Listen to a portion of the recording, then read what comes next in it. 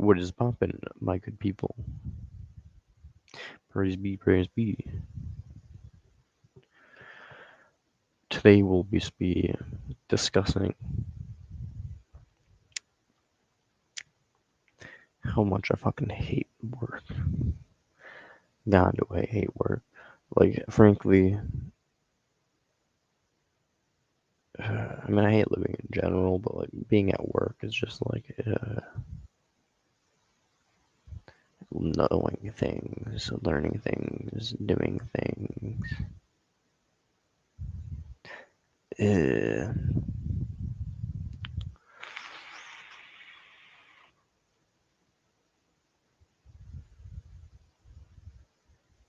Frankly, I'd rather just than not, but I don't have that option.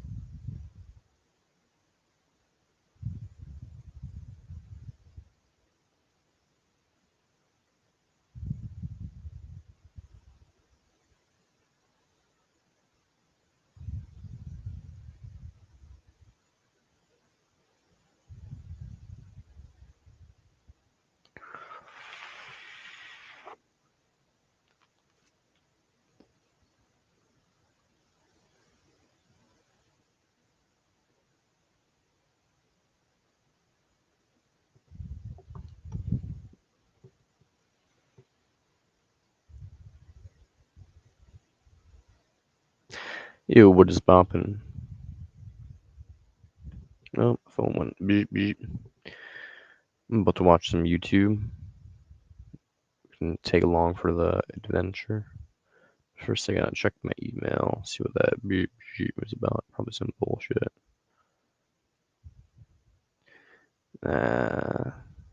Nothing useful. You know, there's a song, try this in a small town. So I came up with a song, try with a barn cow. You know, there's this song, try it in a small town. I came up with this song, try it with a barn cow. Yeehaw, dee-haw, doing it all day. You sing till the sun rises and sing till you pray. Yeah, I can. I made a little tune out of your lyrics to profit. You're welcome. You know,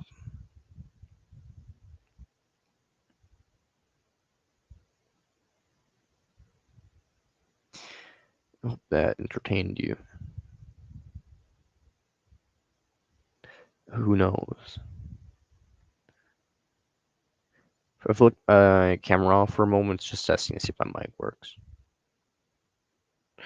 Trying small town, trying small town. Yeehaw. Hit to the hay. Okay, let's watch some YouTube. Let's see what's going on in the world.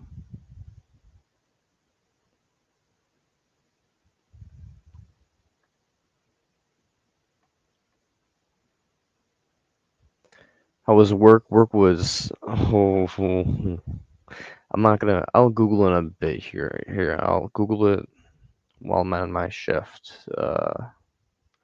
Like a picture, and I'll Google it when I'm bored of my shift. There we go. And I was work. Work was work, I suppose. It was like harder than the first day because incoming is harder than outgoing, but wasn't too bad. But it was like one of those things where I was just kind of sitting there like the whole time, like like whenever like the lady would start explaining things, I was like, okay, I got you. And then she would explain like for like a whole extra like couple minutes straight, and I'm like, I'm kind of losing you, I'm kind of losing you. And then at some point, my brain's just like the void, the void, the void. But other than that, it was a pretty good time. It was not too boring because you're allowed to like go on your phone and like vape outside, and yeah, I'm thinking about maybe streaming in the future. I mean, they did say do whatever keeps you awake. So, like, hey, if you want to bring a pogo stick in here and pogo stick, do it so long as you don't get hurt. So I'm like, hey, I'm gonna think about this. So, when it comes down to it, I might stream in the future at work when I'm bored. And I'll just mute my mic when trucks show up and stuff and turn off the camera and be like, oh, you guys can't watch this. This is uh, work. But other than that, I could totally do it. I could totally do it. Just like sit up in the back with my phone and just be like, bing, bang, boom. But that's in the future, not tonight, not till training is done, because I don't think everybody else would want to be streamed. When it comes down to it, yeah, it's really boring, like extraordinarily boring. Like it is really boring, and the system itself is a little funky wonky, and I'm not the greatest at it yet. But it was only day one on inbound, so I'll get better. I'll get better. But it sucked at the same time. Like it was like confusing, and then whenever I was confused, my brain's just like, why do you do this to yourself? Negative utilitarianism, identity nihilism. You're just spreading pain upon your future variants. Wow. But at the same time, I was just like, money, money, money. So, hey, and you get pizza, I guess. You get pizza they're gonna throw away. So, that's like broken containers and shit. So it's like cool, you know. So it's kind of like torture. So it's kind of like torture in a way. I mean, all jobs are like torture, but it was kind of just like it was like a mediocre version of torture. Like torture was like you got paid to do it, and you could still be on your phone. Then it was like no physical pain. Then sure, yeah, it was kind of like it was like mental torture, just being in like a little shack, just being like I'm confuzzled and I am just functional enough to make it seem like I am pretty awesome at this, but I'm still confuzzled. And I was just like, ah. Half the night I was like, ah. And the other half of the night I was just like, this ain't too bad. So this is the human plight. Indeed it is, Kane. Indeed it is. And hello, Prophet. How's it going? Have you always had the 3 at the end of your name? Just never YouTuber 3? Have you always been the 3rd?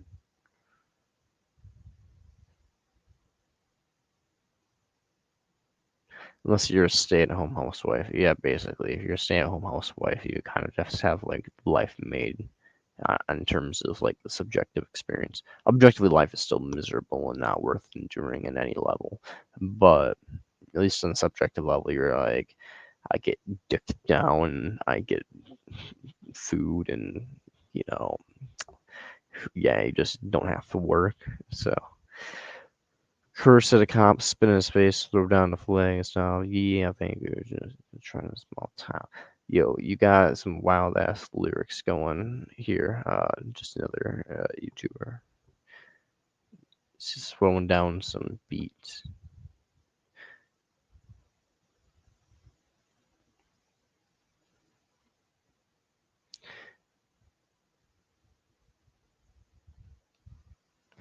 But yeah, I don't really know what I'll do in terms of streaming in terms of the future, because my streaming time is cut down quite a bit from this job because I'm tired and you get good sleep because it's during the nighttime. So my circadian rhythm's fucked again.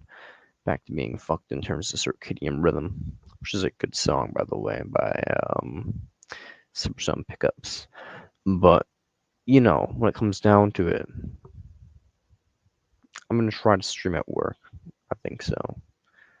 I'm gonna see what I can do. See what I can do without getting in trouble. I'm gonna look at the policy again and see what it says in terms of like security camera stuff. Like, because it might be like, oh, no cameras on site, and I'm gonna be like, uh. But at the same time, if it's not a thing like that, then I'll be like, I'm streaming, baby. Why not?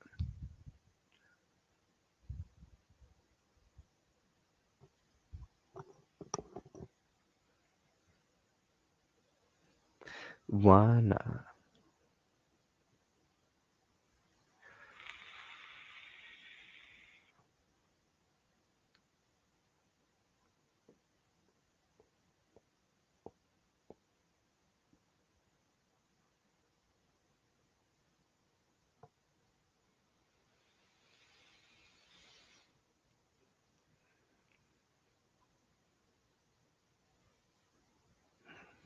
Oh, I'm who is vegan gays again? And I'm sorry that I make her go emo. I'm sorry that I bring people to that level, but yeah, it's probably my riz. It's just the attractive face mixed with the charisma and the truth, the hard truth.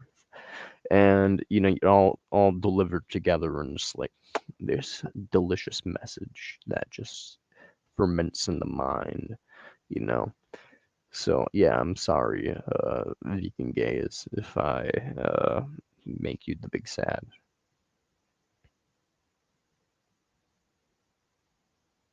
Play try this in a small town, but they'll take you down for copyright. Yeah, basically. Every once in a while, I'm in a mood where I don't give a flying fuck about copyright, and I'll be like, you know, screw you, copyright gods. But you know, right now I want to have some content out, you know, get those views before the copyright gods go no. And then yeah, you know, it is what it is.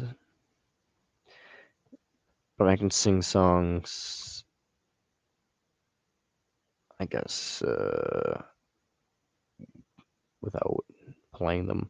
I'm just a small town girl living in a lonely world. Try debating with her, or just avoiding saying this. Well,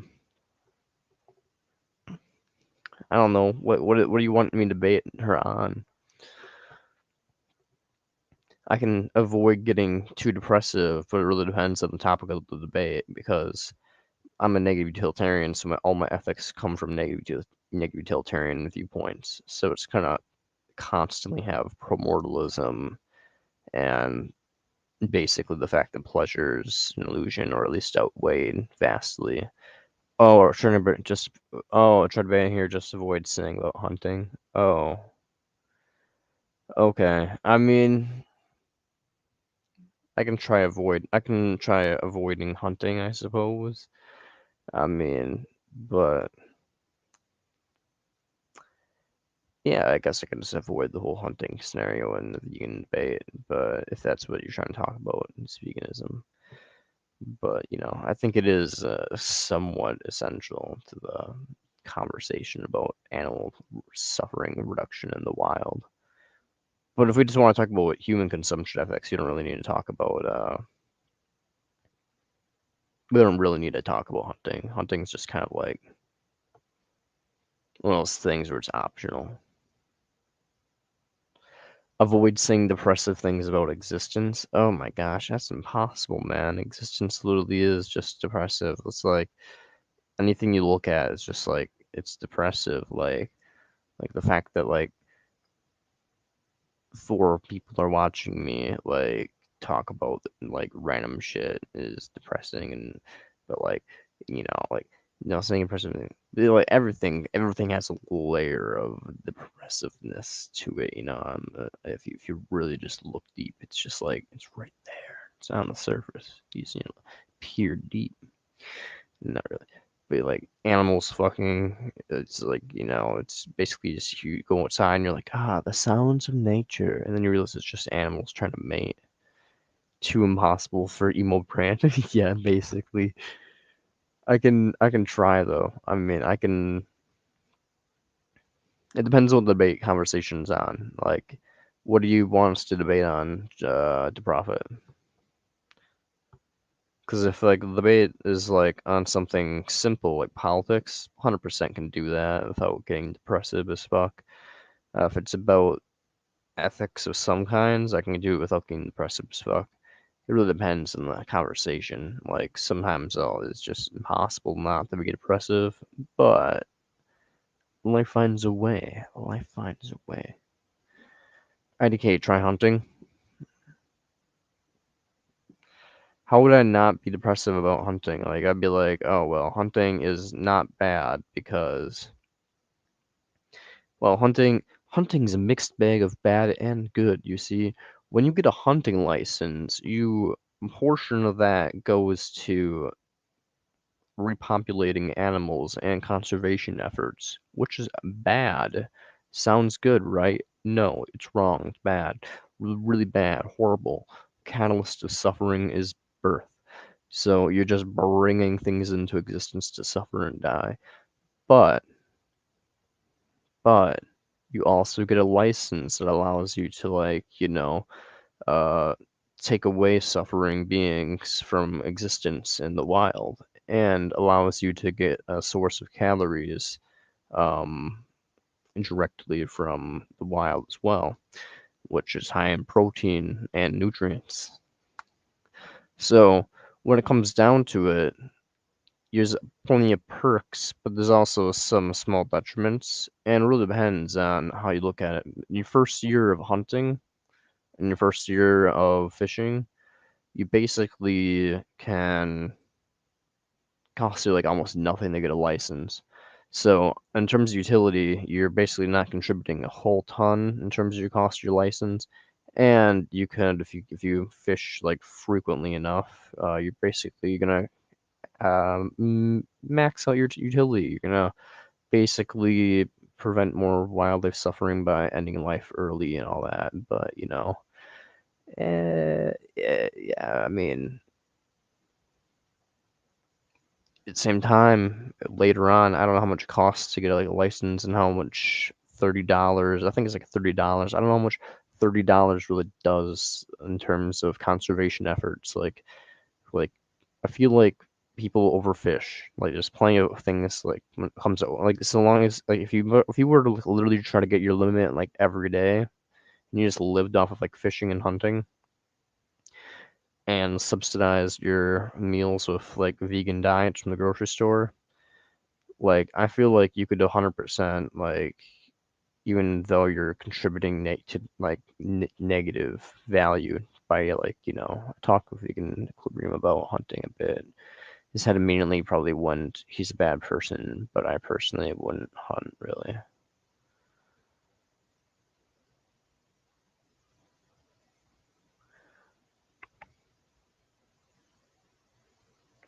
Well, it really depends. Like when you're veganism makes a lot of sense if you're a deontologist. If you're a utilitarian, being a scrapitarian makes a lot more sense, and hunting becomes a lot more valid. Um, Even for a while, I mean, when I say utilitarianism, I mean like pessimist utilitarian or a negative utilitarian. Then hunting becomes really valid. If you're a pessimist, even if you're utilitarian, you might still realize that, as Schopenhauer pointed out, the pleasure the lion gets from tearing apart the gazelle is not going to compensate for the pain that the gazelle goes through. So when it comes down to it, like a utilitarian can realize that nature's brutal as fuck. But negative utilitarianism is where it's at because I don't even believe pleasure has any value in terms of ethics. Debate him on this and let's see what happens. Is it a he or a she? I can't. You've been saying debate her sometimes, and then you say him. I mean, here I will put the invite link into the thing. Bonk. And if anybody wants to join the link, it is right there. And I can debate for about 2 hours. So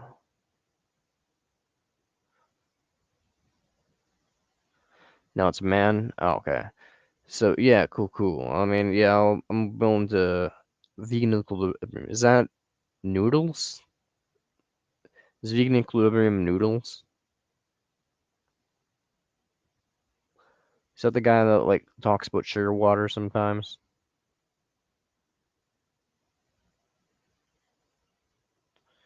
Then I go with them. Thanks, Dave. Love you too, G. Appreciate it. I'm not even going to go lure them in. Oh, fair enough. I mean, are they live right now? Uh, vegan equilibrium.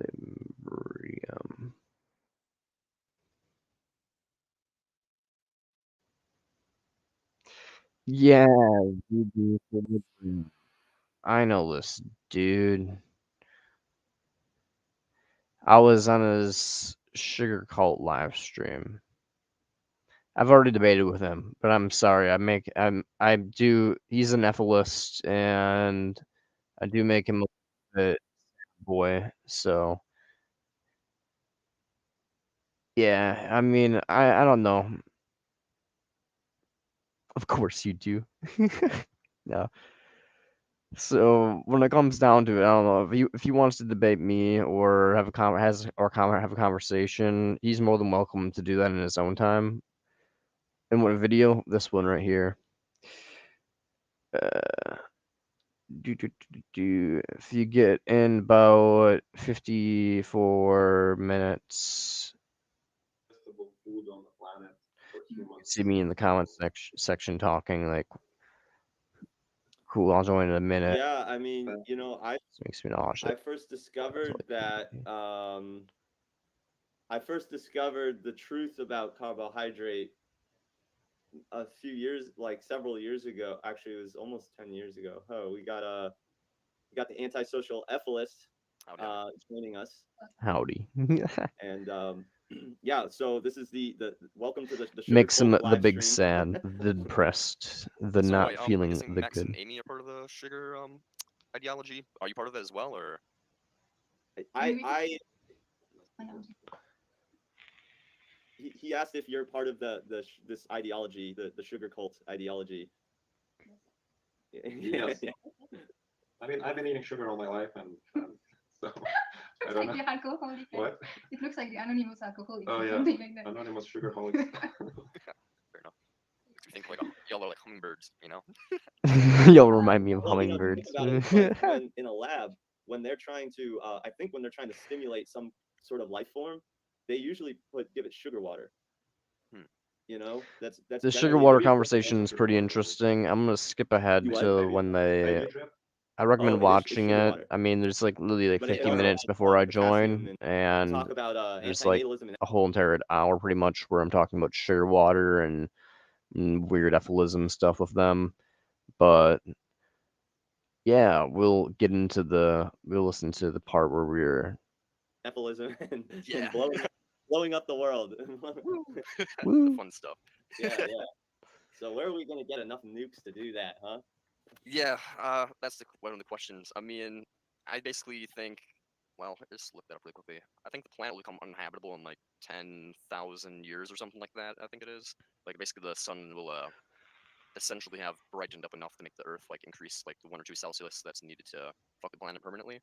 So if we can nuke it for like a good portion of time and make it uninhabitable, I mean, sure, the life will eventually come back up, but I'd say like it'd be like thousands of years where like the Earth would be pretty much uninhabitable for the most part for like a majority of life.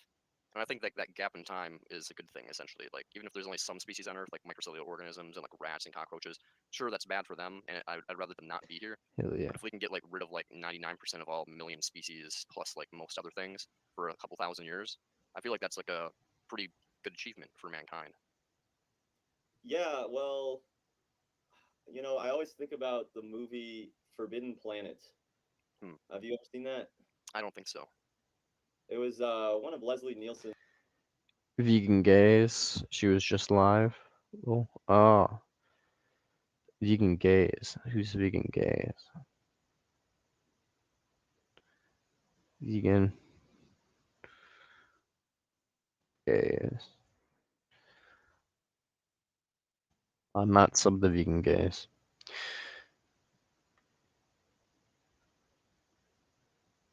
Oh, vegan gays is live right now. Come and hash that out. That'd be good. But yeah, just let me know. You know my email. Who's going up on that? I'm like, there's hundreds of thousands of people viewing it. And I'm like, this is painful. This is painful, right? Like, it's just one of those things. Oh, it where you looks have to like they're accept, still this is not live. the performance I wish I'd give, right? Like that's what you have to do. Otherwise, you're not going to learn from it. I'm not saying that Joey's like, I don't care about Joey. One of my first I'm gonna- videos was in defense of Joey when he was being criticized. Here, by I'm mainstream media. gonna- But here he is, essentially selling out the animals, right? Like he's offering Tristan to go for a burger. He's saying that it's okay Not to kill snap the game animals if you do it stream. with a shield and sword, or you're done some.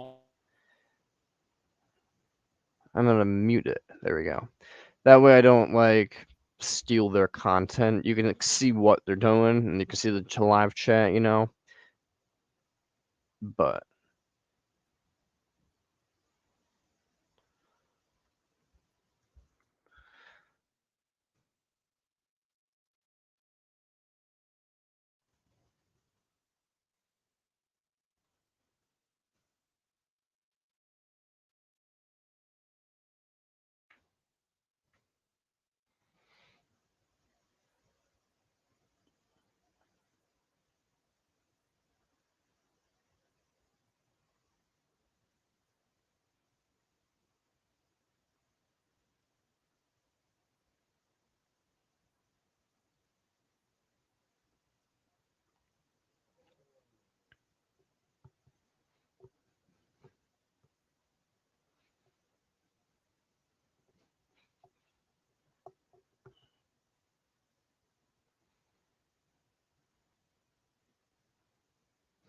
she can use exposure. Yo, she is vegan gaze is more subs than me by like a fuck ton. But yeah, I mean, she can definitely use exposure, I suppose. But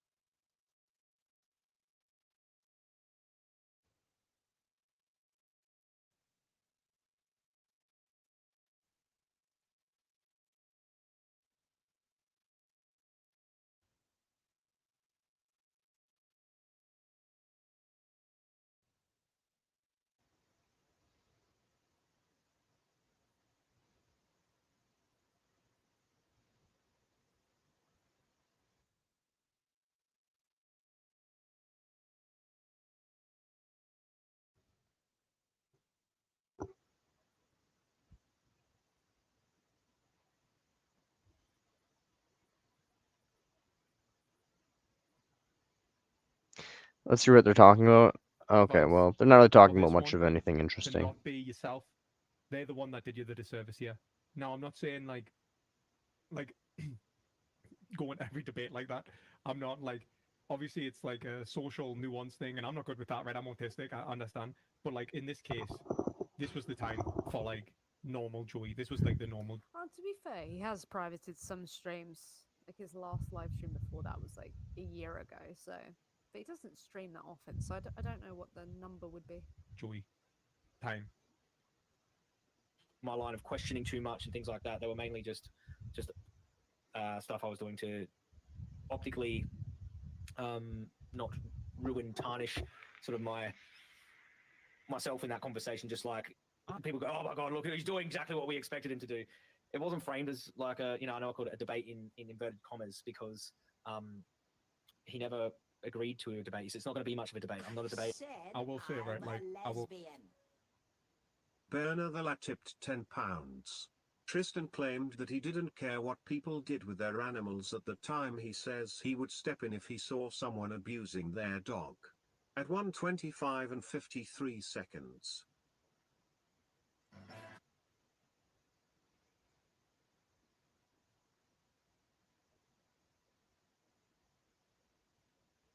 was in their vicinity, I would rush in and help, and I'd get bashed trying to help an animal from And being and tortured and again, harmed. if I saw a man stepping on a dog, I wouldn't walk past smiling. So I know we can go down these. Yeah, that's what I thought. I remembered him saying that he wouldn't walk past smiling, so he didn't even commit. He didn't even commit.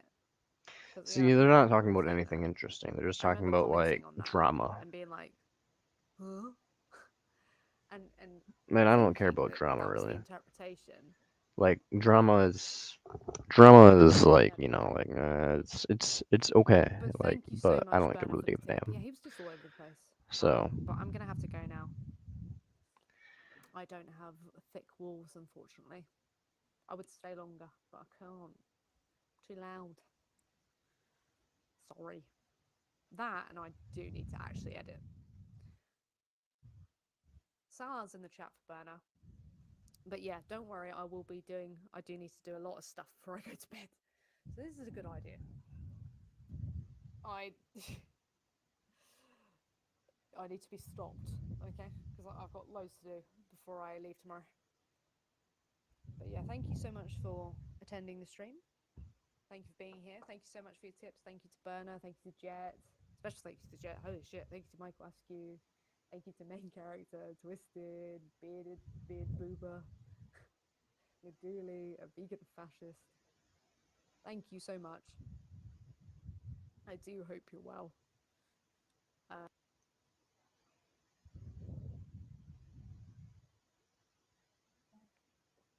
All right. Eat some fruit and a little bit of grain, you know, and then I just take like. Well, I always talk about antinatalism and effilism and, Yeah. blowing up the world. The fun stuff. Yeah. So where are we gonna get enough nukes to do that, huh?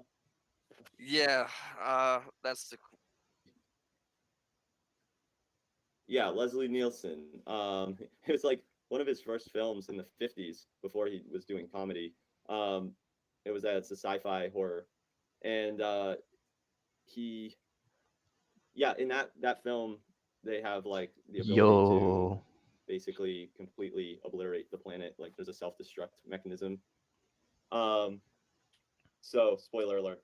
By the way, that was a terrible spoiler alert. I was supposed to big say that. spoiler. Anyway, Someone hasn't watched it, but it looks like it released in 1956. So I mean, if we Yeah. haven't watched it by now, I mean, the spoilers aren't justified. Yeah. Well, it's a fantastic film. I highly recommend it. But yeah, we just need something like that, like just basically the self-destruct button for the planet. I mean, how Would do you you do consider that? yourself an ethylist or just like an Yes, who's antinihilist? back? I don't know. I oscillate between the two. I sometimes think effilism's a good idea, and then I'm like, oh no, it's a rights violation, and that's I'm like, if I'm saying I'm an antinatalist because no one can consent to this or that, then I'm like, oh okay, I'm gonna violate their consent by Yeah, that's fair. I mean, everyone. It's kind do of you a think paradox. it is a paradox in a way if you're a deontologist, I guess. But like, don't you think that like even if you do only value consent, I mean, I only value pain, but if you're valuing consent as your primary thing, not only, but if your primary thing is consent, you'd be preventing a lot more consent violations by being an ethylist than you would by being an antinatalist. Sure, by just not bringing one person to existence or a family of generations, you prevent multiple human generations from coming into existence, which I think is amazing.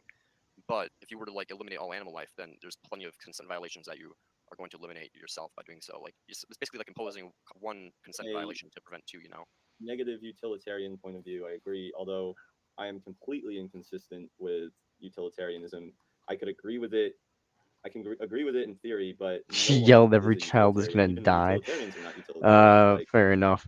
I mean, I told a child at the fucking farmer's market that because they basically told me that abortion was bad because their mom's crazy and it's like, hey, my kids want to say something to you and they're like, abortion's bad, the Bible, and I'm like, well, John 5. And I basically just explained to these kids that if you suspect your wife to be cheating on you, you have her go and drink bitter water and miscarriage, essentially. And it's literally right there in the Bible. So, yeah, we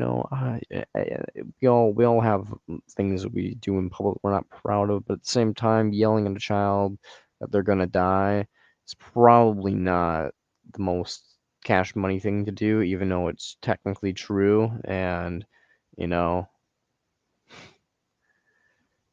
hey, I mean, it's technically true, but yeah, it's a little dark, a little dark. It might mess up that kid, which could be a good thing, but in terms of consequentially speaking, but at the same time, it's just like, it's a little wow. But yeah, let's just let's just look up that verse of the Bible. If you're a Christian, I'm sorry, but the Bible is pro-abortion.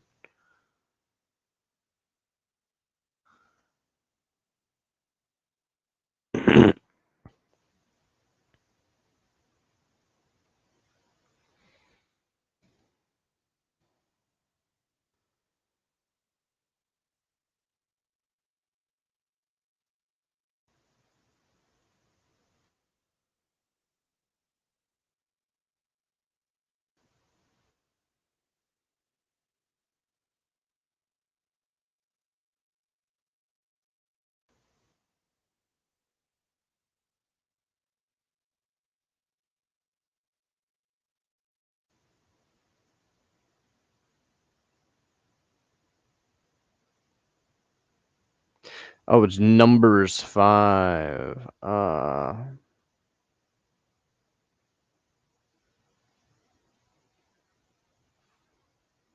thought it was whatever.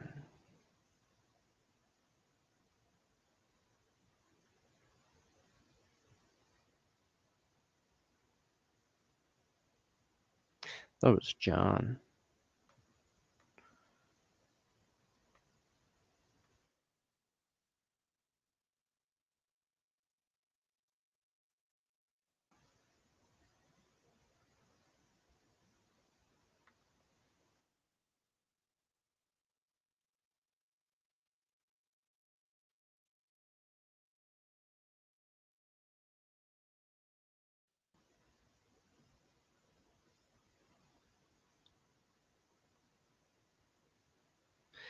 Here we go. She's a bit of a grump. She blocked me. Well, yeah, I mean, you are kind of a little bit of an asshole, the prophet, not gonna lie, but, I mean, no offense. But here, let's go to Numbers 5. The test for an unfaithful wife. Then the Lord said to Moses, "Speak to the Israelites and say to them, if a man's wife goes astray and is unfaithful to him, so that another man has sexual relations with her, and this is hidden from her husband, and she is impure, and her impurity is undetected, if you feel if your feelings of jealousy come over her husband and he suspects his wife she's impure, or if he's jealous and suspects her even though she is not pure, then he has to take his wife to a priest. He must also take an offering of a tenth of an ephah, a barley of flour on her behalf, and must pour olive oil on it, or put incense on it, because it's a grain offering for jealousy, a reminder. It's basically just like fucking an instruction manual right here on like a ceremony, basically to perform if you suspect your wife cheated on you. So I mentioned that, the priest shall bring her and have her stand before the Lord, and he shall take some holy water from a clay jar and put some dust from the blah blah blah blah. If then the priest shall put the woman under an oath and say to her, if no other man has had sexual relations with you, and you've had not gone astray and become impure while married to your husband, may this bitter water that brings a curse not harm you. But if you have gone astray while married to your husband, and you have made yourself impure by having sexual relations with a man other than your husband, here the priest is to put the woman under this curse. May the Lord cause you to become a curse among your people when he makes your womb miscarry and your abdomen swell. May this water that brings a curse enter your body so that your abdomen swells or your womb miscarries. So that basically says, you know, if you cheated on your husband, you're gonna miscarry. If you're having this little ceremony be performed, and if not, you'll be pregnant and your womb will swell and you'll have a healthy child. Then the woman is to say, Amen, so be it. The priest is to write these curses on a scroll and then wash them off unto the bitter water. You shall make the woman drink the bitter water that brings a curse, and this water that brings a curse and causes bitter suffering will enter her.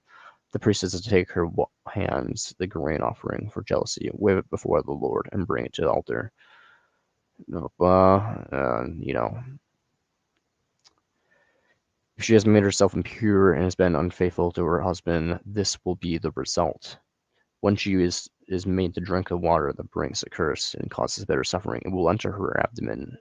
Her abdomen will swell and her womb will miscarry, and she will become a curse. If, however, the man has not made if the woman has not made herself impure, but is clean, she'll be cleared of guilt and will not be and she will be able to have children.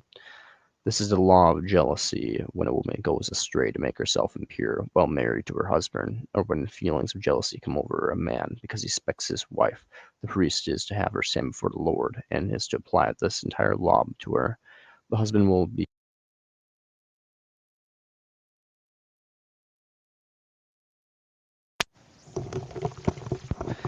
fucking A. But yeah, moral story is okay, testing 1, 2, yeah, making sure my mic's still working.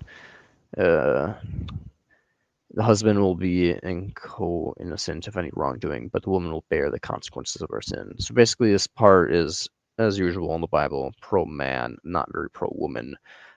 But you know, it's essentially saying that if a man is suspecting his wife of cheating, just do this trial. It will cause a miscarriage if she cheated. And if she's faithful, then she'll be fine, which is bullshit. But they didn't know that back then. They just had superstition. So when it comes down to it, though, the Bible is actually pro-abortion. I am an honest to God Christian. Yeah, there you go. Now you learn something new to profit. Learn something new. The only time that abortion is ever mentioned in the Bible is in Numbers 5, 11 through 31.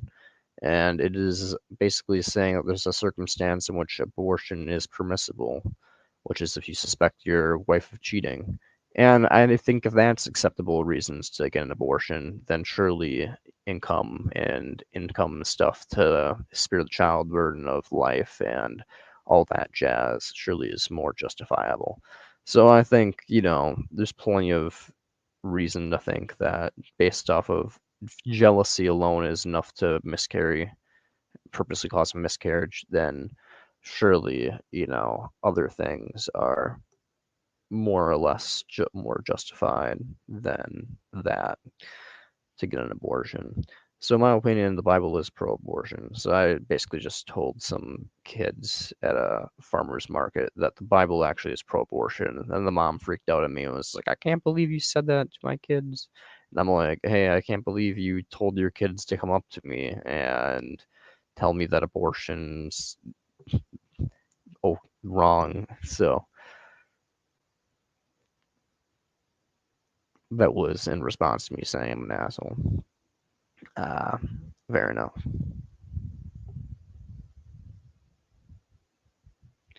Habits to the best.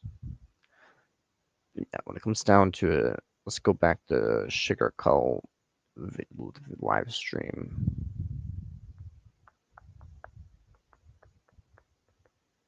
It just doesn't. No one's gonna. If I do the trolley thing with my mother was on one track and a million people are on the other. I don't give a fuck who they are. They're dying. You know, like Well, that's if negative utilitarianism, if it makes you feel better, you're probably better off killing the million people just right. because it Well, then eliminates suffering. So eliminate stuff. Right, I get it. I get it. But whatever it is that like like I'm favoring.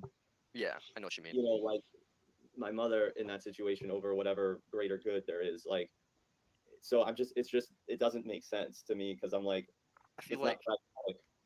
yeah, it's not practical for evolutionary programming, but I think a lot of things aren't practical. Well, I don't know if my for voice is lives, our sexy, but if it is interests. Like, sexy, I there's plenty of people that, appreciate like, it. have really, really horrible desires and stuff like that, and we can realize that their desires aren't, I think we need more pursue. women And I think it's very similar with ethicists, like our natural instincts. Like, we have a natural YouTubers. We programmed need to be like very much in favor of our in-group, like family and stuff.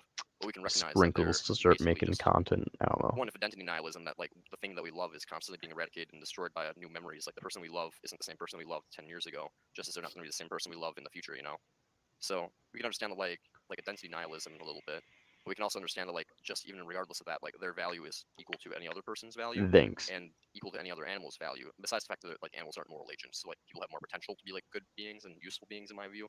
But just given like them being life forms alone to have experience, I'd say like they're equal in value. Like there's no reason I shouldn't pull the trolley problem. Like for the trolley problem, there's no reason if there's one, just like one person on one track and one person on the other track.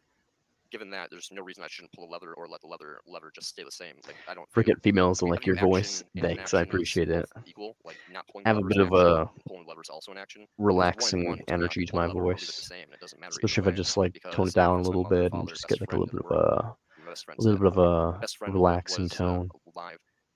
It basically, yeah, it's just like to me, it seems like it's just equivalent in value. Like it sure is like the emotions there, and emotions are very, very hard, and you're gonna generate pain by violating your own emotions, and it feels like very visceral. But I can't really say per se that it's like wrong or like the right thing to do seems to be what prevents more suffering, regardless of what I feel. Yeah, I would like to be more consistent and more like logically consistent with my ethics, but I just I will end up like placing the value on my like my loved ones, you know, and it's it's unfair and it's illogical and it's just like yeah, I wish I'm trying to just be honest about that, you know. Oh no, it's completely fair. I'm like, as I say, my channel is called Antisocial Ethicist. I'm pretty psychopathic, so I have Yeah. no gripes with people doing unethical things. I just try to convince them to do the ethical things. But if someone's like, yeah, man, I pretty much am like a homicidal maniac, I'd be like, good for you, man. Probably should change your lifestyle, but but I wouldn't be judging them. So So there's two people watching. The link to the live stream is in the comments. Feel free to join if you have anything you'd like to add to this discussion.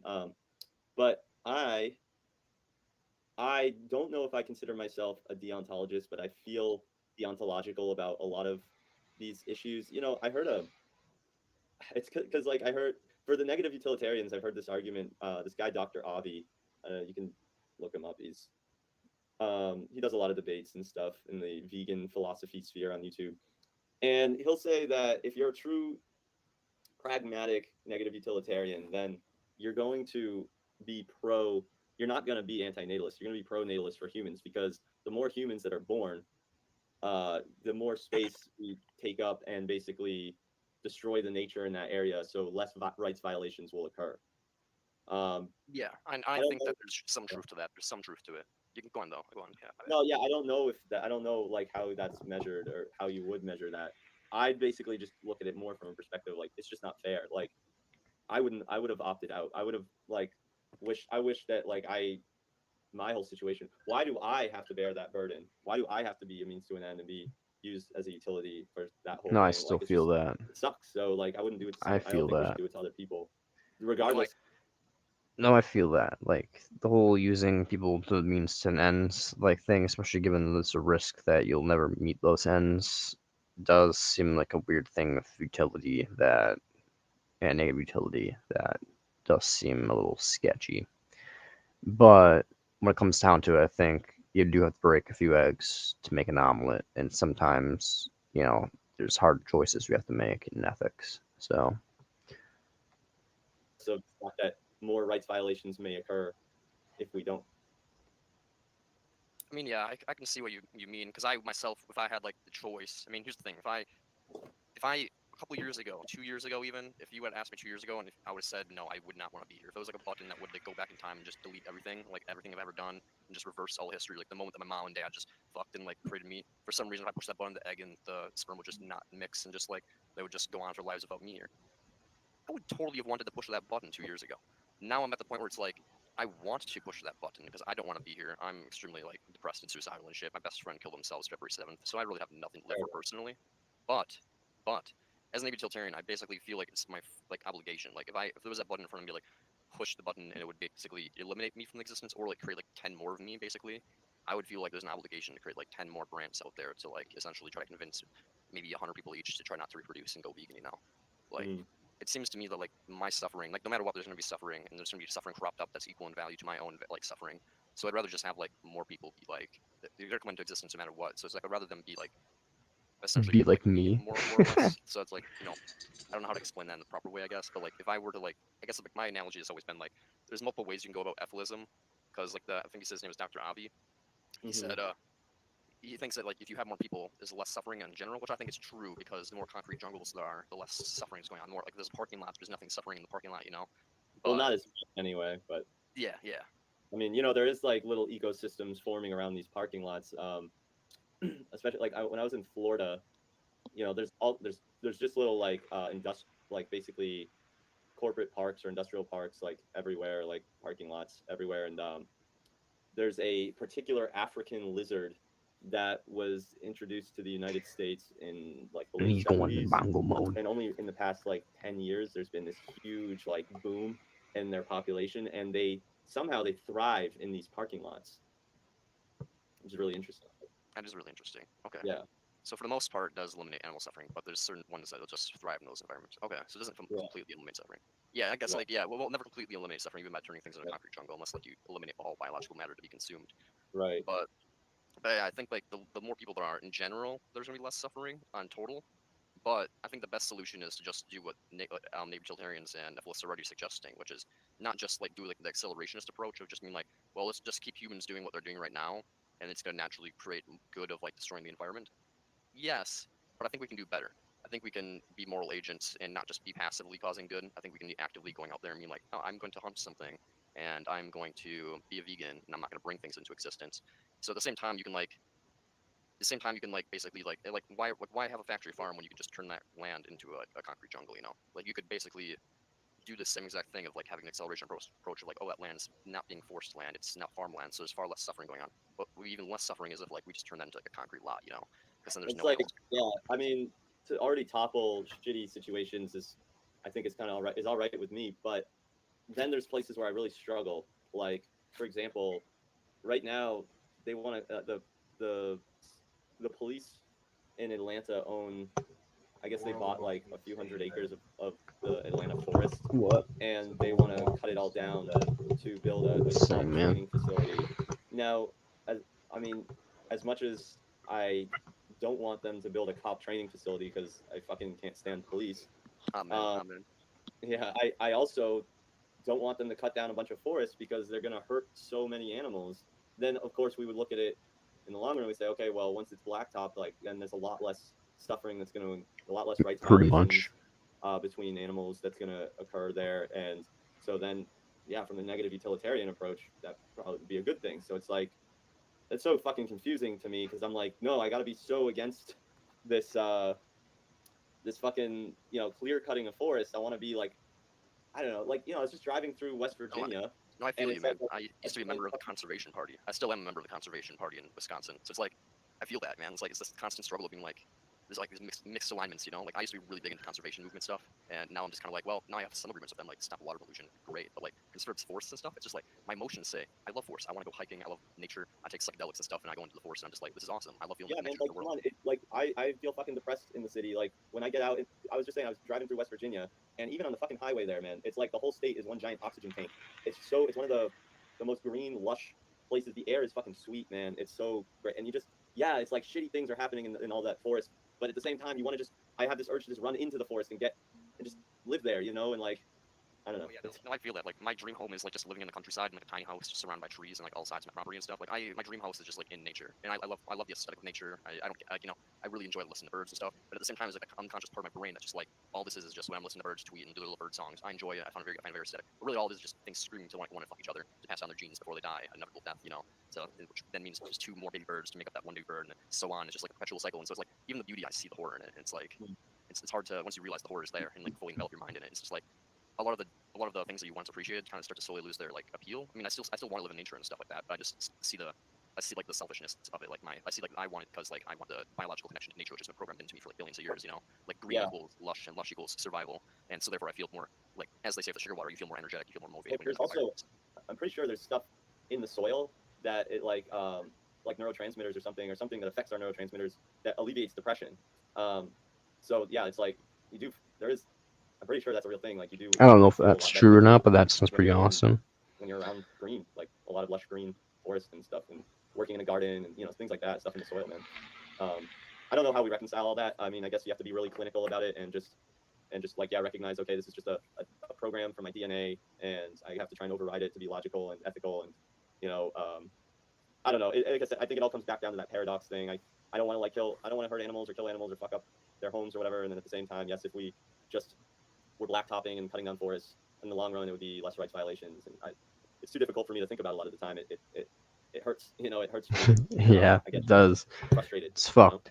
I'm curious. I'm like, what do you mean? Ethics is fucked. Because to me, like, the only one right I view is the right not to unnecessarily suffer. I kind of moved Suffering, past it, but suffering yeah, I for mean, the sake of suffering itself, rather than because I'm a psychopath. But yeah, like now I'm listening, it's just like, yeah, man, it is fucked. suffering for the sake of preventing more suffering. Like if you cause like suffering to prevent more suffering, I'd say that's like a necessary form of suffering. If you just cause suffering for like no reason, or for like a reason like for pleasure's sake or something, I call that like an unnecessary form of suffering. And so I think the one and only right is basically the right to not unnecessarily suffer. Because I think all things break down into suffering that are bad. Like if you get like, I don't know, any rights violation you can really think of, I think can be broken down into suffering itself is like the stem of like what's problematic about it. Like there's plenty of things that like someone could like, if I had like if I really don't want a surprise party because I just get embarrassed because like I don't like the feeling of like being like the center of attention, But my friends throw a surprise party against my consent, I had a really great time. I'd say it's a good thing that they threw this surprise party, even though they knew it would make me a little bit uncomfortable, just because I had like a greater time. Especially if they knew, like, say I was like depressed or something, and I was really in a bad mood, and they were like, so they really cheer them up, Even though they're violating my consent, they're still like technically increasing. They're doing something that they know is going to be good for me, even though it violates my consent. And so I think like there's plenty of things like consent itself is like just an instrumental tool to like be like, yeah, like we shouldn't do things in general that make people uncomfortable. But like and they wouldn't want to occur. Yeah, I mean, rights violations would be like animals tearing each other apart. Yeah, like raping each other. Yeah, harming each other in any way. Yeah, eating each other. Yeah, I think all that stuff is like really, really horrible. But to me, like it all breaks down to like the reason they feel it's bad to be eaten alive is because their nervous system is like screaming at them and like their mind screaming at them. That's like well, I mean, that's generally where like rights and ethics comes from, is from the ouch. So that's in my mind that is a rights violation for one animal to eat to dominate and eat another animal. That's clearly a rights violation in my mind. Yeah, I'm gonna stop right here because I want to go and smoke. But yeah, I mean, I highly recommend watching the rest of the video. There's like another still 30 minutes basically left of the stream. And I think another person joins in a little bit. Let's scroll ahead.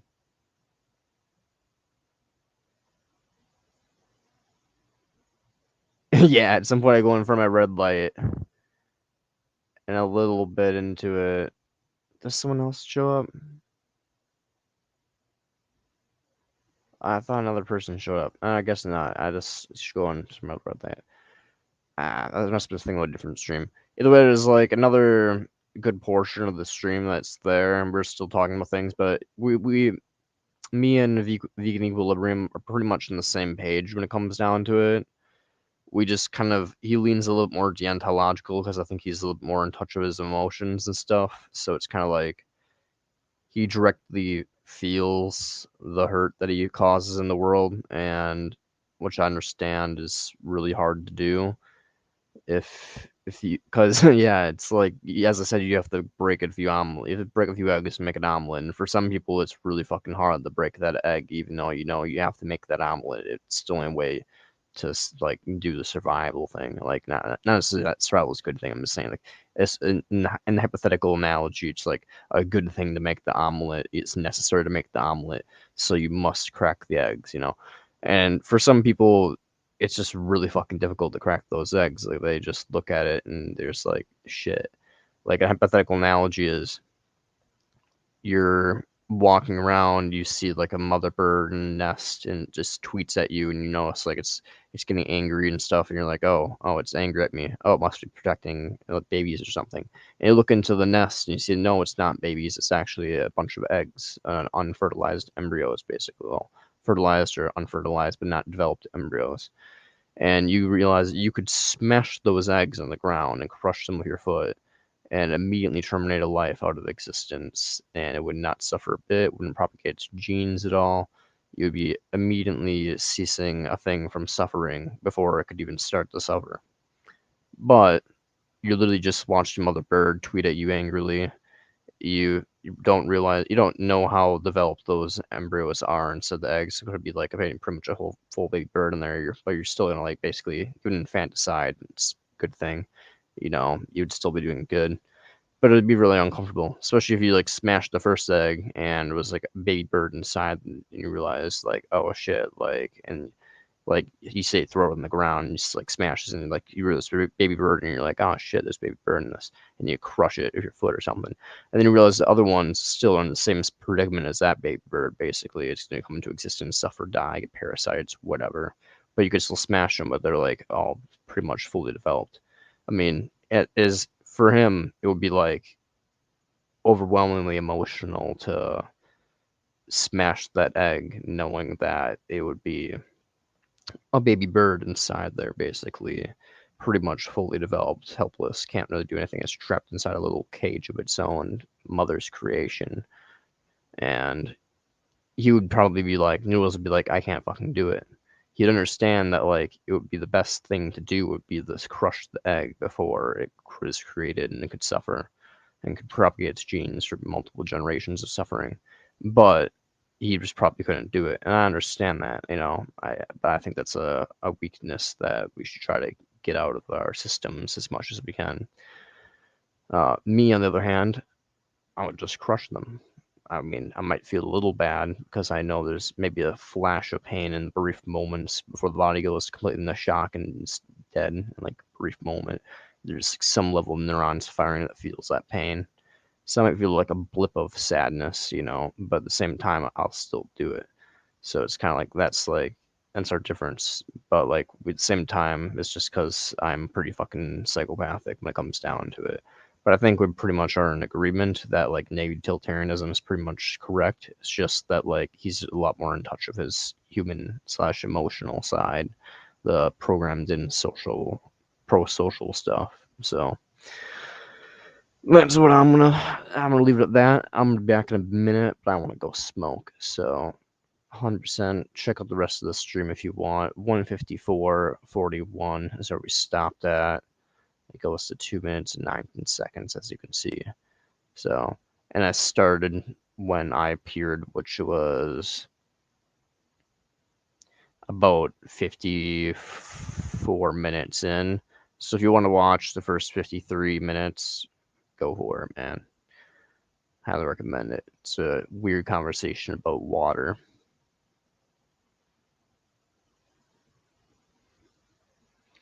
Do do do do do.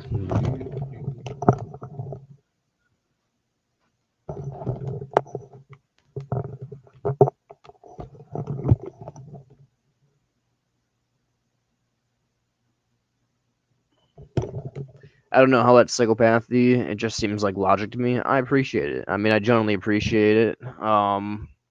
I think it's just like the fact that like it's just naturally always kind of been like easy for me to like be the person to smash the egg. Like, if you feel like difficult in tea and doing it, it's just kind of like, I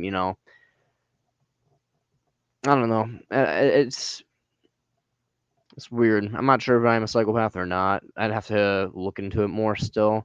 But I pass most of the quizzes when it comes to like psychopath stuff. They're like, yeah, you probably have moderate psychopathy, bro. You probably should get that sorted out.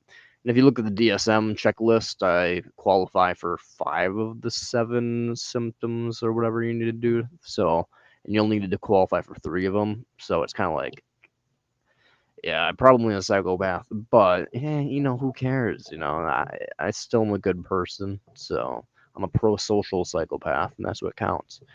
So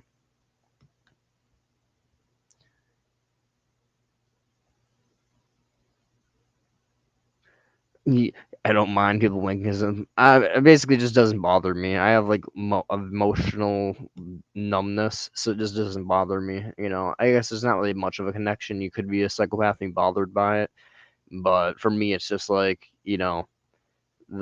the feel, just the pure logical utility of like being programmed into me from like being a psychopath or like autistic or whatever the fuck I am, just makes it so it doesn't bother me. It's just like why would I be bothered by this? It's just doesn't harm me so long as they don't tell me. So if someone's telling me that they're jerking off to me, I'm gonna be like, that's a little weird. It makes me a little uncomfy. But if someone's doing it and they just keep that to themselves, no problemo. So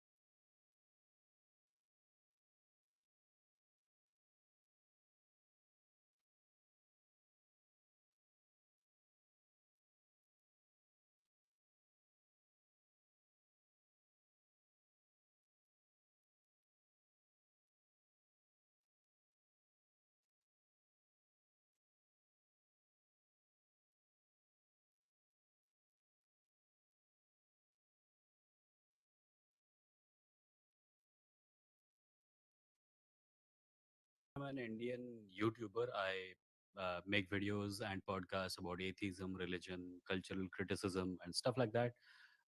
Some of my content is also about superheroes, but that still falls under the larger umbrella of cultural criticism. And my channel is Vimo, and I post videos every week. And I also do a live stream called Vimo Live, where I take callers every Saturday, where we talk about the kind of stuff that we are probably going to talk about here: atheism, religion, contemporary affairs, and how human beings deal with reality. How easy is it? Because I mean, I'm a Brit that lives in America, and I Mhm. now know it's not easy to be atheist in America. How easy is it to be like outwardly? Are you outwardly atheist when you go out in Yeah, public? And yeah. how easy is that? How like well accepted is that? Well, it depends on, like, I come from a Hindu family. Among Mhm. Hindus, it's largely not that frowned upon because Hindus like to claim that the religion is very open and accepting towards atheism. So in my family, at least, there is no problem. My family is full of theists. Nobody bats an eyelid that I don't believe what they believe. But there are people in India for whom it is harder, and I should not generalize too much. There are Hindus for whom it is harder. Hindus whose families listen to a guru of some sort. Mhm. It is easy to say that you don't believe in God, but it is somewhat harder to say that you do not respect the authority of that guru, or that you do not believe the specific superstitions that come with the specific, sub variety of Hinduism that that Right. family follows. For Indian Muslims, it's even harder because they get like they get ostracized by their community when they say that they're atheists, but other atheists are still suspicious of them because they have a Muslim name, and there's some amount of anti-Muslim bias in Indian society. So Wow. that also, and I suppose it's something similar for Christians also. Is so obviously Hinduism is like the predominant religion there. Yeah, yeah. Is it close between Christianity and Islam, or is one definitely bigger than the other?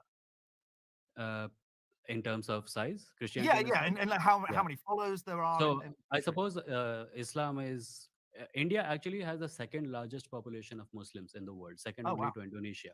Yeah. Hmm. Wow. So So Christians are smaller.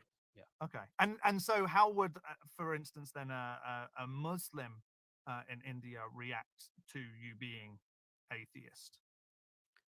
Well, I've had a mixed bag. Mhm. I find Muslims coming to the live stream and talking, and it's you are aware of the kind of arguments that are presented because you get the same. They're Abrahamic arguments, for Kalam, cosmological and stuff like that. And very occasionally, like, I have discovered that there are two or three approaches to doing atheism content in India, and it depends on your goal. If your goal is to change someone's mind, then perhaps not the best approach to make fun of them, Right. because you want them to take two steps closer to you, not Hmm. move five steps further away from you. Right. So when you do that, they're nice enough people to talk to, and I suppose that applies to Hindus and Christians also. You speak nicely, people speak nicely, and you either get them closer or you get to understand them better and things like that. And that's my chosen method of doing things. There are others who are more hostile with their approach, and I fear that that kind of atheist activism might be alienating people more. But I suppose some people who are angry atheists have good reasons to be angry atheists also. Right. So I can't fault them for that also. Was you were a believer at one point then, and did you step Yes. away? And Yes. what was your deconversion? What one day made you go, I don't think I believe this anymore? Oh, I think I can credit the ACA for that. I've been Right. a huge watcher of the atheist experience for a number of years. In the beginning, I was watching it as a Hindu, and I was having Hmm. a lot of fun, like I mentioned. Hmm. And at some point of time, I figured, hey, does this apply to my religion also? And it turns out that it did. So uh, I I let the ACA's arguments be the filter through which I started seeing my religion. And then it wasn't an overnight deconversion, obviously. I suppose that even after my beliefs in my religion got loosened up quite a bit, it still took me about a couple of years to start saying that I'm an atheist. Hmm. Yeah. Right. And I don't know anything about Hinduism, and I Okay. think there probably a lot of people that don't know.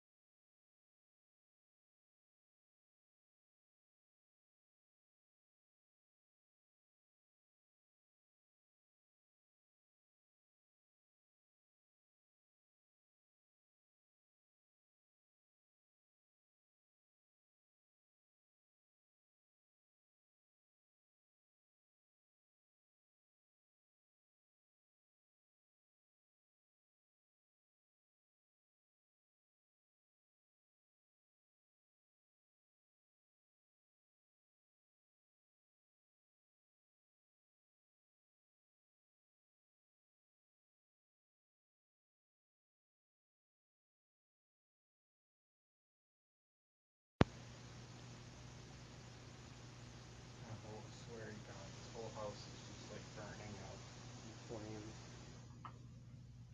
Why? Why would we? Where's the blue tape?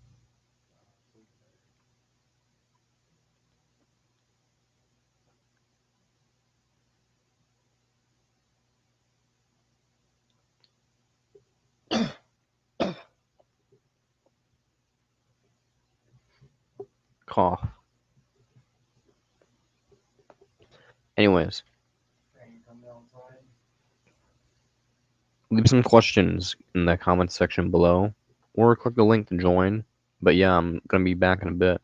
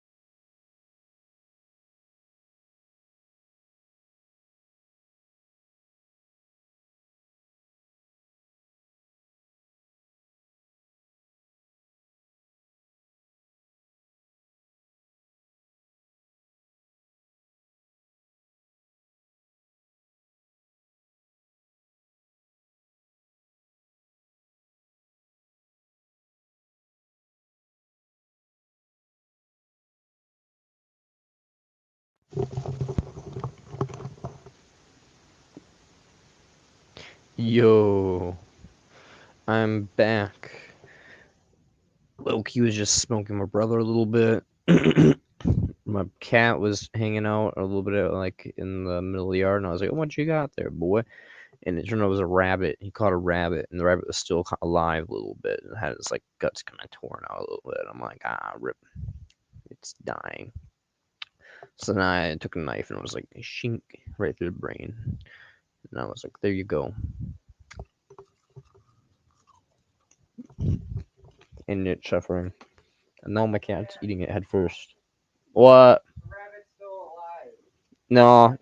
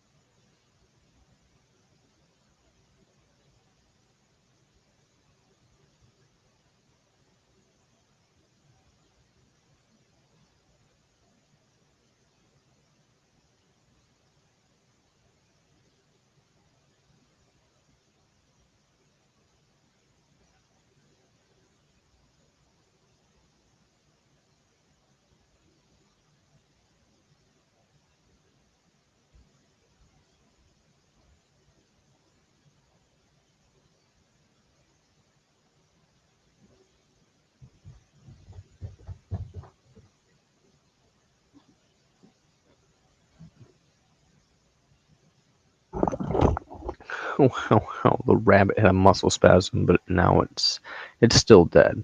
My brother was just like, "Yo, Brant, come look at this." The rabbit's doing a muscle spasm, and the cat's freaking out, and I'm like, "Okay, cool." Well, the story is, nature's fucking wild.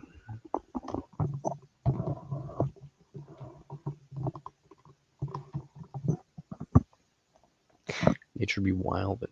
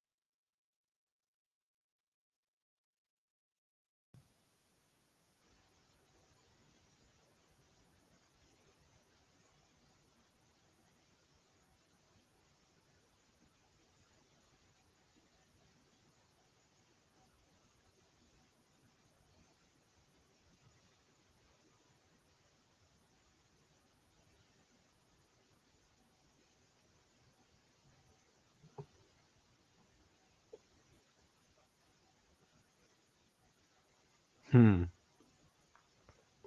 I don't know, Prophet.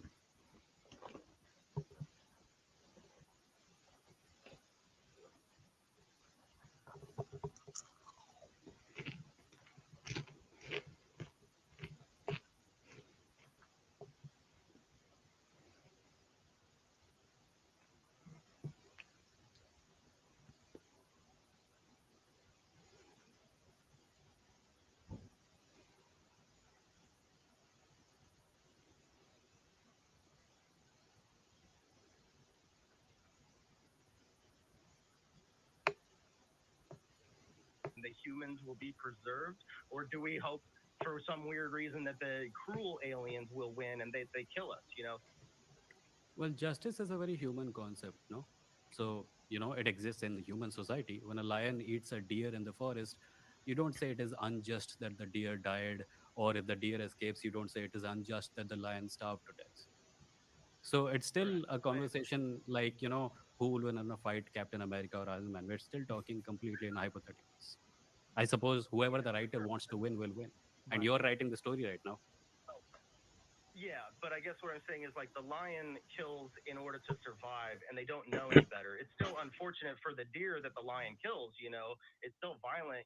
But it's not like the lion knows any better. But we, on the other hand, are civilized human beings, and the aliens in the thought experiment are even smarter than us. So it's like we ought to know better than to cause needless violence. But plenty of civilized human beings have engaged in pretty uncivilized behavior throughout history. And when you say smarter than us, you're assuming that intelligence has something to do with morality. There are really smart people who have done really hideous things. That's a very good point. That's a very good point. Now, I would just say that, just because we've done something for a long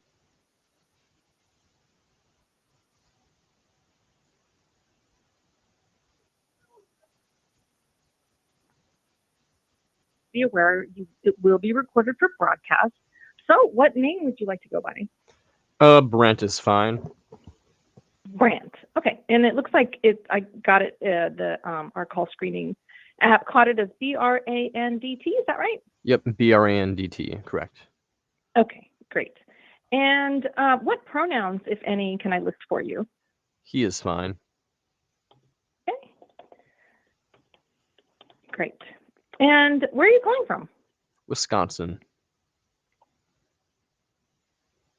Awesome. Okay. And are you a theist or an atheist? I am an agnostic atheist. Okay.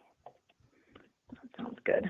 All right. And then if you could give me like a one sentence little summary of what you want to talk about today.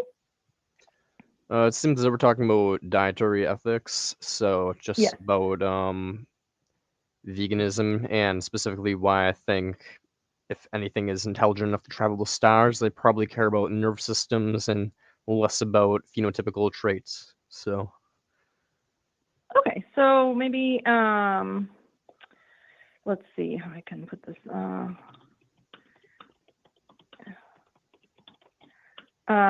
If aliens are smart enough to travel the stars, likely they'll care about suffering rather than aesthetic. Gotcha. So, right, likely to have how about similar morals?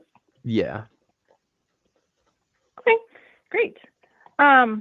So just a couple things we ask of our callers.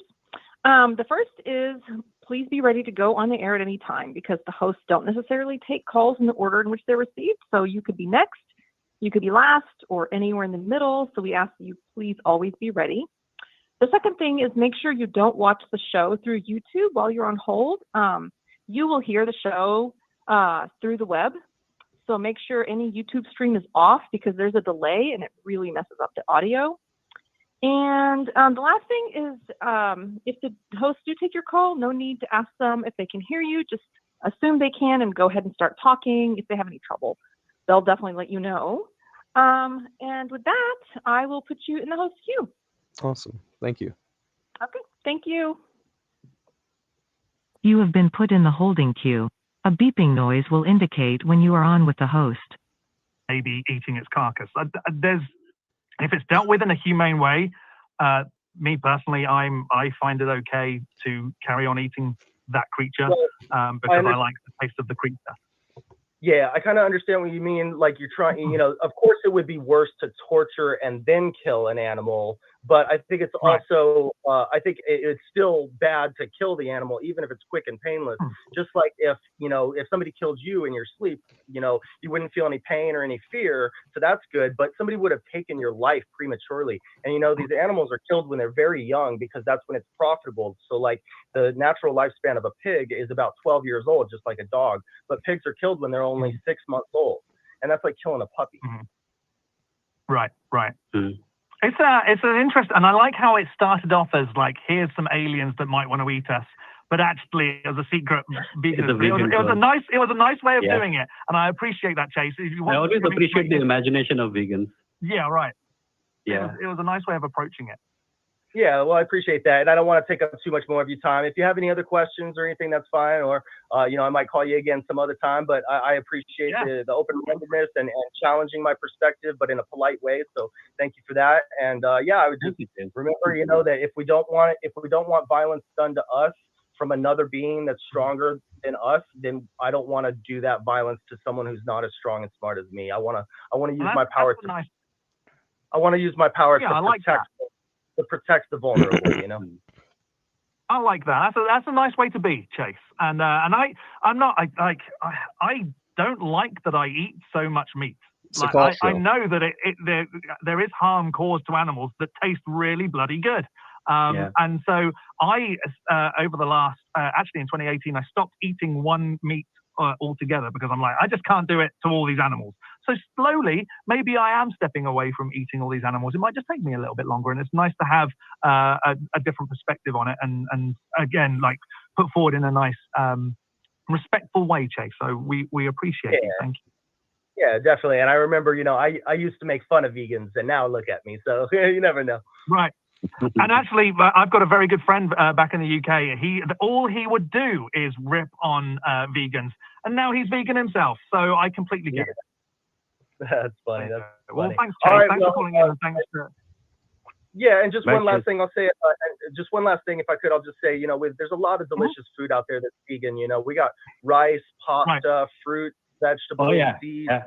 Beans, bread, all that like Asian stir fry or Indian curries, like this, and then we got the vegan meats and like vegan burgers and pizza and ice cream and all that good stuff. So it's not like we're asking you to get rid of all earthly pleasures or not that just try to help the animals. But In fact, Chase, if I can just point out, I started moving towards a more plant-based diet about a year ago.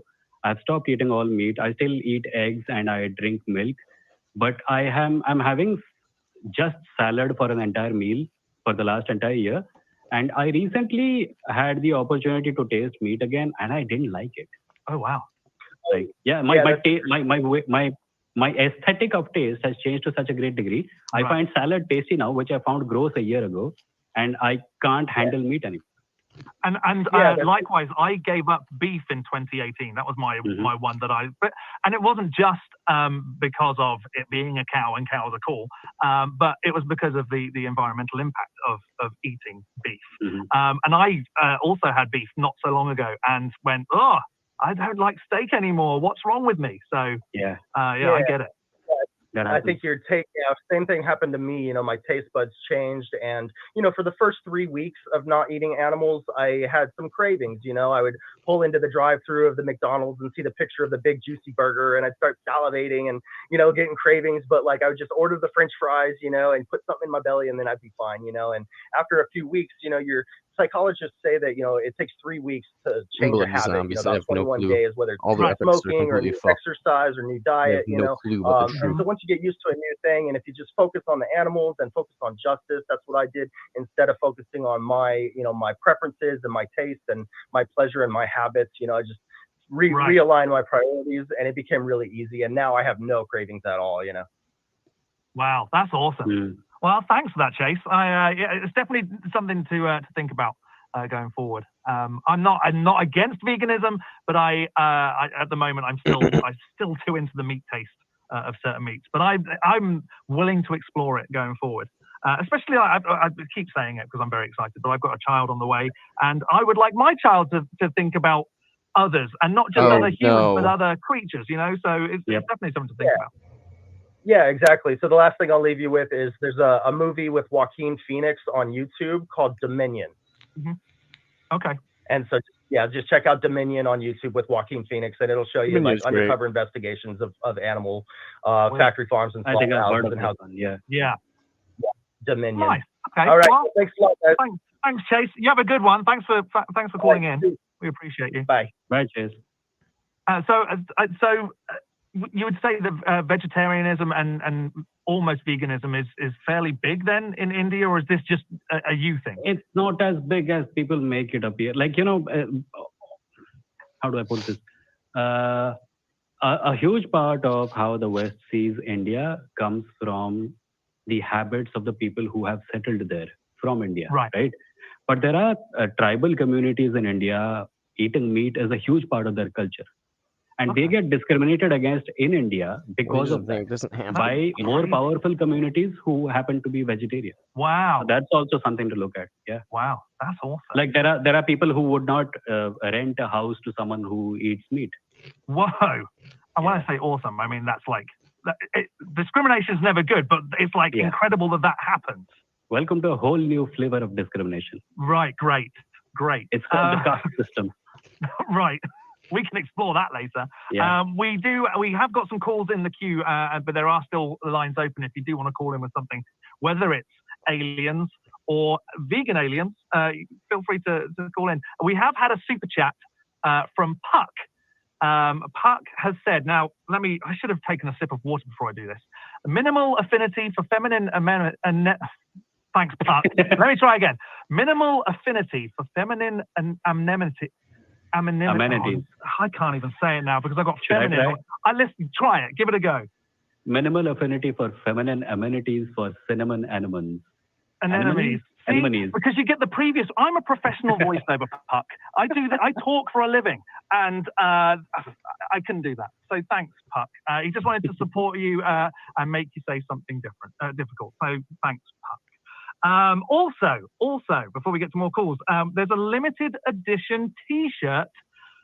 Feeling cute today might destroy the universe. Might adopt a cat. I don't know. And you can grab that. Visit tiny. So you can grab that from is it tiny.cc/merch ACA. There we go. I know what the link is. Clearly not. And also, attention everybody. Get ready for an extraordinary experience at the annual Bat Cruise on Saturday, August 26th, 2023. You can join the atheist community of Austin for a fun summer evening on the water, conversing with like-minded free thinkers. You could meet Forrest Balkai, J. Mike, and other hosts of the Atheist Experience, Talk Heathen, and the non-profits. And also, I think Truth Wanted, because Dan's going, right? They'll be on board to mingle and chat throughout the 2-hour cruise around Lady Bird Lake.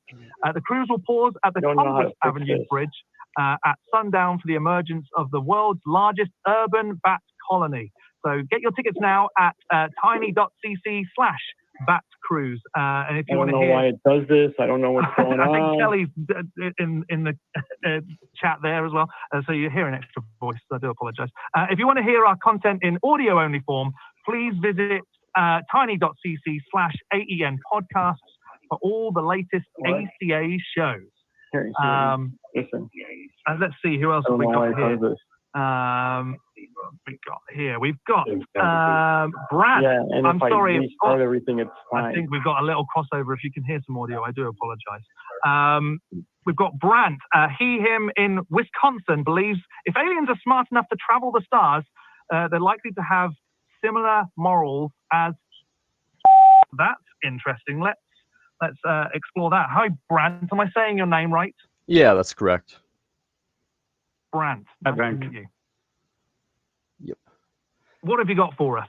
Well, personally, I believe if anything is intelligent enough to get across the cosmos, one, they probably evolved a similar pathway as ourselves. I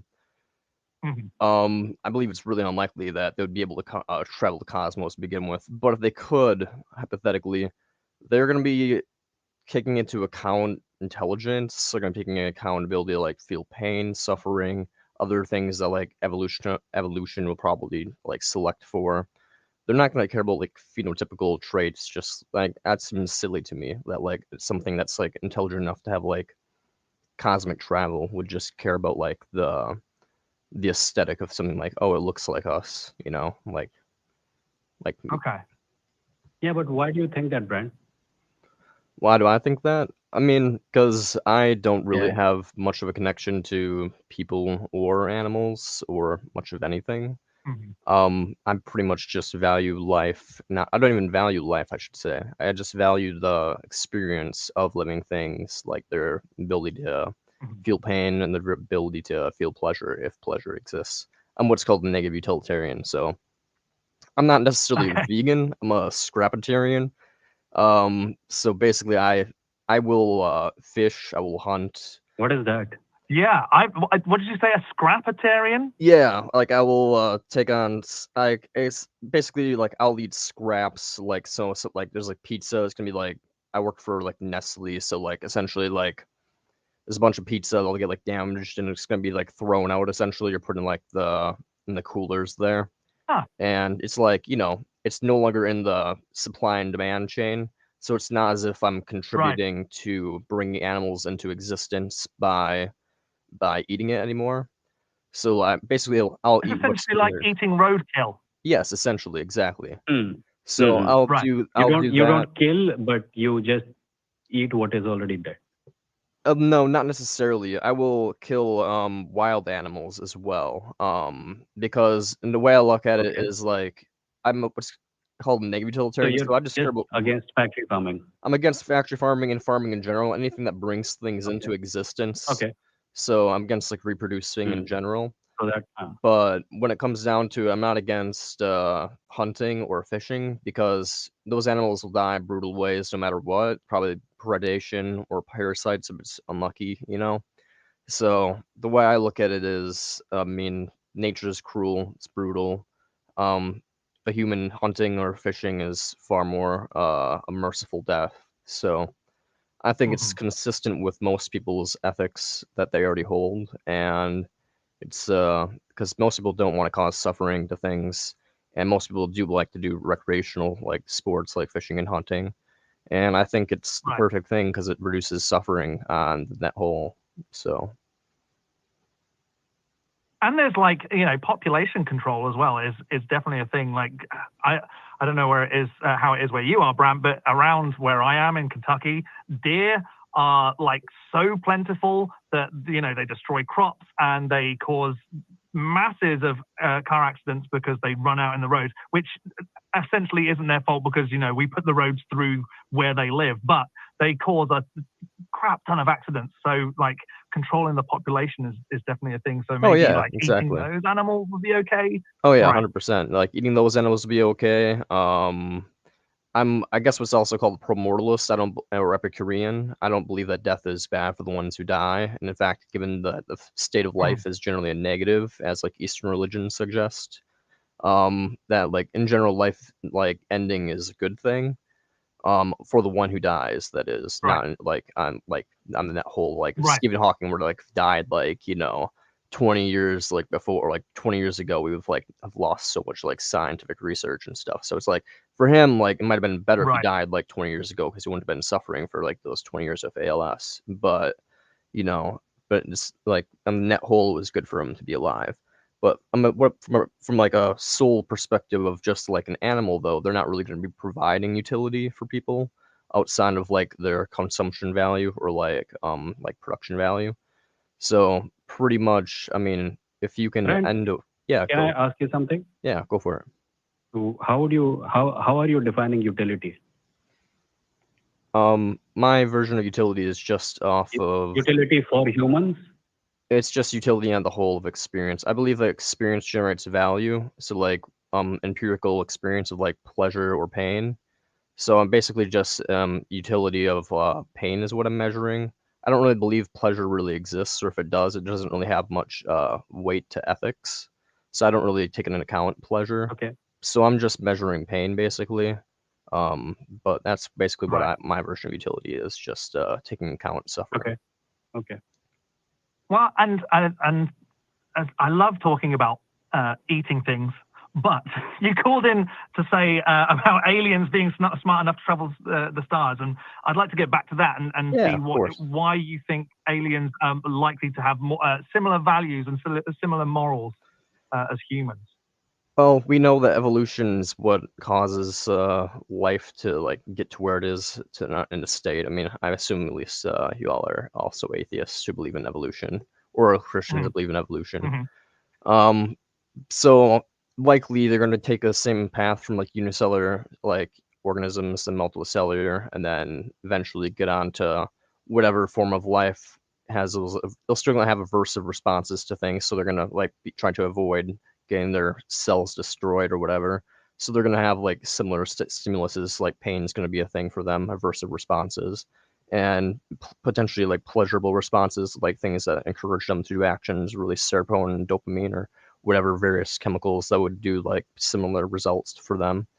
So, I mean, I think that they would have basically the same exact components as we would, carbon-based or something or another, and they would basically have similar reversive responses and understand like like other things have those responses as well. And if they're intelligent enough to travel the cosmos, I mean, I assume like via like some sort of technological means, that they probably would have an understanding of like psychology and understand like, oh yeah, what is bad for me is bad for everything else. Yeah, and I think so. I think like again, that's putting a very human attributes onto it, because what if, and you were speaking about convergent evolution. What if the species kind of took the route of a spider, that mates with a male and then eats it, and these alien creatures will mate with whatever it takes to create another version of themselves, and then eat the thing that they mated with, if that's what they did. Or there's we have creatures on this planet that live solitary lives. Syrian hamsters are one, and if they meet each other, they fight to the death. Why wouldn't these aliens have those attributes? Well, here's the thing. I think it's completely possible that they would have those attributes, just as humans have the inclinations to like do sexual violence towards each other sometimes, or just like violence in general. Like warfare has existed since the beginning of human history and will probably exist till we die from some plague or solar flare or warfare gone nuclear. So I think violent traits exist in all things, but it's a very much the nature of evolution to be. It's the nature of evolution is what I call, and Gary and a bunch of other ethicists call, crap consumption, reproduction, addiction to various things, and parasitism, like parasiting off of other earthlings and other things of your own species, and so on. So I think like it's in the very nature of like evolution that these things are going to be like very violent by their like natural instincts in order to have survived as long as they had. But I think with intelligence, if they are intelligent, they can overcome their biological urges and understand that like, oh, just because I have the desire to rip apart my mates to get to where I am doesn't mean I should do that. Right. And do you have any morals in particular that you think that they potentially could have? I think anything that's intelligent enough will eventually understand that, at least for themselves, on a like solipsistic level, that like pain is bad and pleasure, if it exists, is good. And so like just utility basically. And I think like if you begin to understand, like if you're intelligent enough to understand like, oh, other things are just as valuable as myself, their $5 is equal to my $5, and their experience of pain and pleasure is equal to my experience of pain and pleasure. We just have different quantities and like different like perspectives of where like I am in the universe and stuff. So it's like, but really the value is equal. So I think something intelligent will eventually get to the realization that like especially if they're intelligent enough to travel the cosmos, to be like, yeah, like to survive is not a necessary thing. Plenty of things have gone extinct and they're not complaining about it.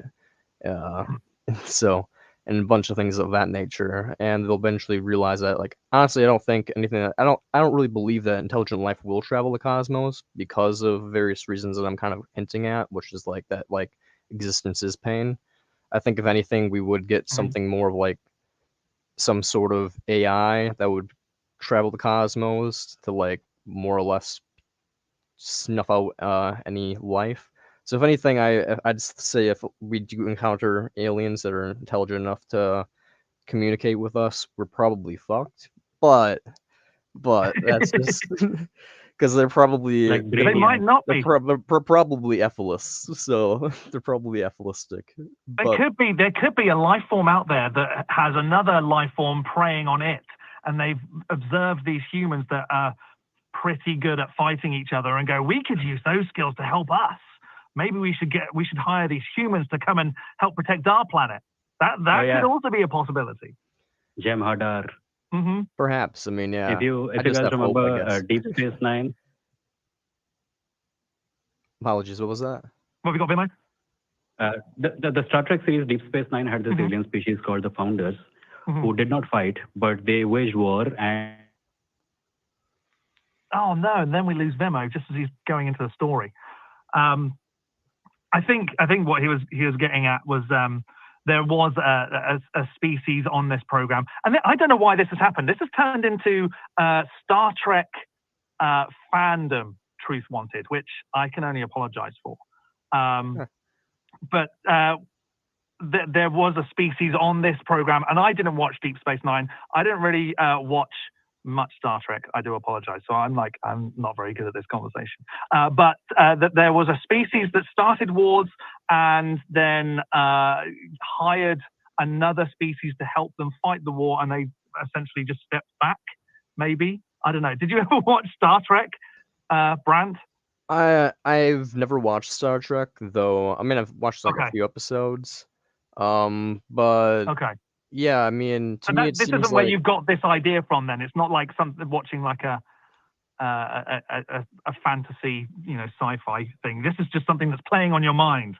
yeah, this is the philosophy is kind of like based off of like antinatalism and EFIIlism, and I guess like the primary thing I get is negative utilitarianism, which is basically just utilitarianism, but you just kind of cut out the aspect of taking pleasure into account, and you're just kind of measuring pain and really just valuing the pain of the universe. Not as a positive thing that I was like, oh, we need more pain, as in like wanting less pain. Like pain is a bad thing, and we want to like limit this value, like basically like ego death the universe. Where do you stand on there being alien life? Are you like indifferent, or do you think there better be, or do you want there to be? What's your position on it? I really hope that there's no other life in the universe, and I think it's also I would also think that it's very unlikely, at least not like intelligent life, just because of the fact that like Earth has been in a habitable zone of the sun for like billions of years, and life is only cropped up from and evolved from those unicellular organisms once from like some deep hydrothermic trench or whatever, and that's only happened once in the history of Earth, and we live in a habitable zone. So it's just kind of like the chance that that's going to occur somewhere else in the universe is very, very, very low. But then you have to add on to the fact that like evolution doesn't necessarily select for intelligence. It just selects for whatever propagates the DNA molecule. So it's going to more or less likely just select for like pinchers, claws, slime that moves around stuff. It's not going to care about intelligence. So when it comes down to it, I think it's very unlikely. But I might rebuttal that with evolution fills niches and finds if there's a gap, something will fill it usually. So maybe there is a gap for traveling through space to come and wipe out other civilizations, and maybe that could happen. It could happen, and I think yeah, right. The universe is pretty big, and how long does it even take to get to the edge of our solar system? It takes what, a month to get from here to Mars? Is that right? Is that what they say? Something like that. So to the edge of the solar system is going to take a blooming long time. So, well, it's certainly interesting. I don't know where I stand on whether or not, if they're intelligent enough to get to us, do I think that they would share similar morals to us? Who knows? I don't. If an alien civilization wanted to come and see us, I think they're probably far more advanced than we are, and could probably teach us a thing or two. I think we already know, like, and I don't. Perhaps it's a little bit narcissistic of me, but I think we already know, like, what is the like fundamental truths of the universe. Like, once we understand that, like, evolution is like just chaotic random forces, that experience is like a weird hallucination of the universe experiencing itself, kind of, and that fundamentally, the only thing of value is like the experience of these things of minds and nervous systems, and their experience breaks down pretty much to positive experiences and negative experiences. And I think in general they're usually negative based because it just makes sense from an evolutionary standpoint to be like aversive responses to keep you surviving. And so most of the responses are aversive, and even if it weren't aversive, primarily speaking, you just have to kind of look at like the nature of life in general. Like as Arthur Schopenhauer kind of suggested, like the gazelle in the lion example he gives is perfect. Like the lion tears apart a gazelle, and as it's being ripped apart, the gazelle's in massive amounts of suffering, and the lion is having its taste pleasure satisfied and its like hunger satisfied. But when it comes down to it, like there's far more pain than there is pleasure in those experiences, even if you take in those counts. And that's like an everyday thing that you need to do to live, is to eat. So like my cat just killed a rabbit in like a half an hour ago. So it's like, if they did get here, and I'm saying it like they exist, I don't know. Yeah. But if aliens did get here, Brant, would you eat them? Would I eat them? Only from yeah, I would, I guess. You're taking it out on Brand. Yeah, I would actually. I mean, when it comes down to it, I'm a primordialist, and so long, I'm completely for getting nutrition from things, so long as you're not bringing them into existence.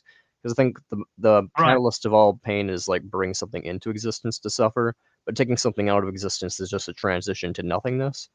So if you're like killing the aliens and eating them, or if they just happen to die themselves and you're like eating them like some Soylent Green thing, like turning them into wafers or whatever, we could do the same thing with people as far as I'm concerned. I think it would be completely fine. Right. So.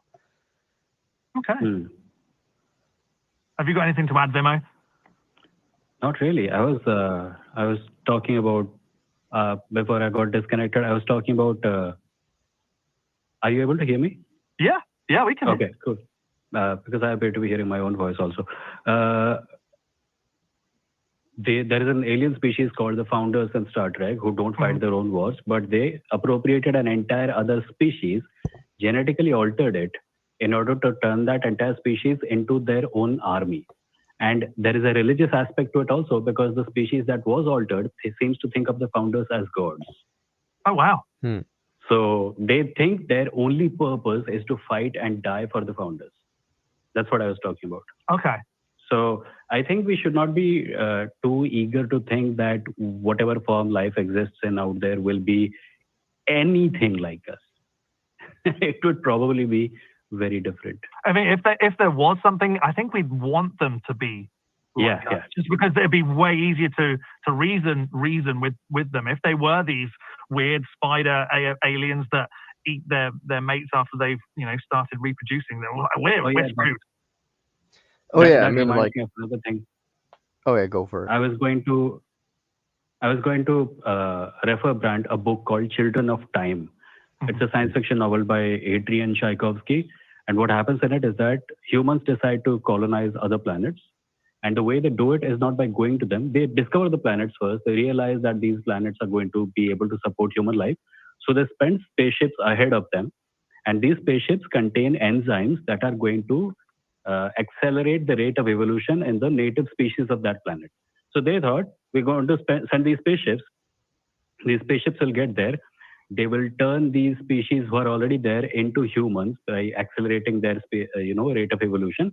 And when we get there, they will treat us like gods. And what happens instead is that instead of those enzymes affecting the apes on that planet, it affects the spiders on that planet. So when the humans eventually get there, there are civilized spiders fighting religious wars with civilized ants and all that. And the fact that Brandt mentioned about any intelligent species will have thoughts similar to us and will come to these conclusions, I don't think it's a foregone conclusion, because the biological pressures on spiders and ants still kept them spiders and ants. Their societal structures did not change much in that story. Of course, it's a story and you can take it with a pinch of salt, but I think it's a great thought experiment to wonder if a lot of things that we think are not a result of our biological makeup are indeed a result of our biological makeup. That's what I wanted to point out. Oh yeah, I mean, I think 100%. Like our influences are very much based on our biology, but I do think that like we can separate like ethics from biology, and I don't think it's like 100% like united. So it's like, I mean, like obviously like pain and pleasure are like biological phenomenons, but at the same time I think it's like different than just like any type of desire satisfaction. Like evolution would like select for like ducks to like, rape each other basically, to pass on their genes. But I think we can all agree that like it's a bad thing that that's like a thing that was selected for in nature, even though it does what evolution intends it for to do. But we can also acknowledge that like like the orgasms feels good, and that's a good thing. And like when the ducks when the duck's in a visceral situation where it's being like torn apart, that like that for experience for the duck or person is horrible. Like it's like there's something about that like cries out like value. Like there's something about that. It's not just like atoms bonking into each other in some weird wonky way. It's like there's something about that like in the universe that like screams like, no, there's something different from like a rock falling and like a duck or a person being torn apart or violated in some way. So it's like my question would still be, what does the duck think about it? Because I don't have access to that information, and I seem to be evaluating ducks through a human lens again. Because I mentioned earlier, there is a instance of a lion killing a deer. If I look at it, I feel bad for the deer. But and you're right, in a very objective sense, there is suffering there. But we don't define such events through the lens of justice, which is something, we have definitions of fair and unfair and things like that. So I don't think, like Richard Dawkins has said, is on record having said that he does not think that, human society should be run on Darwinian principles. And he's right. It shouldn't be. The rule of nature is not something that we should follow when making decisions about how humans should behave with each other. That's the whole point of civilization. But I think we are on a slightly more slippery slope when we try to anthropomorphize nature by looking at it through a human lens. Of course, I could be completely wrong about this. I think we and are it's all part about of nature perspective as well, because let's like the whole lion deer example. Nature documentaries are great because if they're starting off the story with, oh, here's the lion is going to hunt for the deer, you're all like, yes, come on, lion, I want to see you succeed. And then if the story's retold from the perspective of the deer, you're like, piss off, lion, I want this deer to live. It's all about perspective too. Or if the deer escapes and the lion has nothing to feed its children. Right. Yeah, they're like, oh, poor babies. I think that's like a thing that's programmed into us through evolution, because like we value like survival entertainment like in groups and stuff like that. So it's we attach like a label of like the in group, which is like the line, for example, like if you're cheering on the line, or if you're like really really empathetic, and you're not all about like the hunt and the pursuit of like, yeah, you're gonna like be empathetic towards the gazelle and be like, oh, poor thing, But I think those are like all like things that evolution is like programmed like into us for like but we can know like what makes what our niche essentially is like intelligence. And if we pass on that niche to something else, which would be like the reason that they could actually travel the cosmos, like purposefully, then I assume that they would also be able to like, kind of empathize with other things and be like, like, hey, I understand that it's like both bad and good. Like not just like you don't have to be just like the person who's like, oh, the gazelle, and you don't have to be the person who's like, yeah, get the gazelle hunt. Like that's fucking awesome. Yeah. You can be a little mix of both and be like, it's really unfortunate that the gazelle is being torn apart. That's horrible. but it's also necessary for the lion to live. But it's not even necessary really for things to live. It's just programmed into it for billions of years of evolution for it to feel like it needs to live and eat. So it's just like all these, you can feel like this is like a tragic situation for both. And I think that's like what intelligence is kind of like both blessed and cursed us with, is that like ability. So. Right. But I like how today's show's been very much about aliens, but also with like a vegan subtext, which I don't know how Dan would feel about that if he saw that. What is Dan's position on this? I wouldn't like to speak for him. I think it's up to Dan to say whether or not he's for or against veganism. Okay. But we appreciate you calling in. Thanks for that, Brant. Yeah, thank you. Thanks, Brant. Yeah, we enjoyed that. That was good. Take care. I don't know if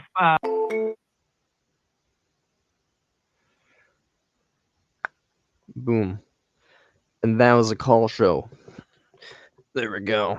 Just educated a bunch of people on EFIILism, antinatalism, ethics, right and wrong, things of that nature. You know, bing, bang, boom. Just doing my duty. And now I got to get ready for work.